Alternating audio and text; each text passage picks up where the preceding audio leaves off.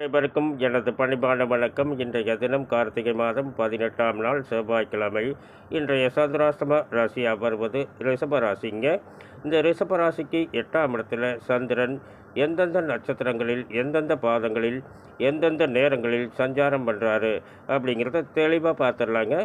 காலை 10:28 வரை மூலம் 3ஆம் பாதத்திலும், மாலை 4:43 வரை மூலம் 4ஆம் பாதத்திலும், இரவு 10:51 வரை பூராடம் முதல் பாதத்திலும், நாளை அதிகாலை 5 மணி வரை பூராடம் 2ஆம் பாதத்திலும், நாளை காலை 11:08 வரை பூராடம் 3ஆம் பாதத்திலும் சஞ்சாரம் பண்ணுறாருங்க. இந்த சந்திரனுடைய சஞ்சாரம் ரிஷபராசியில் எந்தெந்த நட்சத்திரங்களுக்கு எந்தெந்த நேரங்கள் சந்திராஷ்டம நேரங்களாக வருது அப்படிங்கிறத தெளிவாக பார்த்துடலாங்க.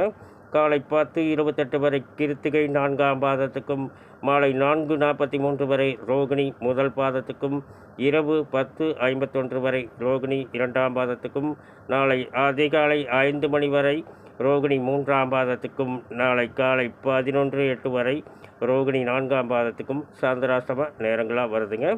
இன்றைய தினத்தில் பார்த்திங்கன்னா, அதாவது ஒரு நாளைக்கு 60 நாளிகை என்றால் கரெக்டாக ஒரு பாதத்துக்கு 6 மணி நேரம் வருங்க. 60 நாளிகைக்கு மேலே போனால் 6 மணி சில நிமிடங்கள் வருங்க. 60 நாளிகைக்கு கீழே போச்சுன்னு வச்சுங்களேன், 5 மணி சில நிமிடங்கள் வருங்க. இன்றைய தினத்தில் பார்த்திங்கன்னா, ஒரு பாதத்துக்கு 6 மணி நேரம் 8:30 நிமிஷம் வருது. 6 மணி 8:30 நிமிஷம்.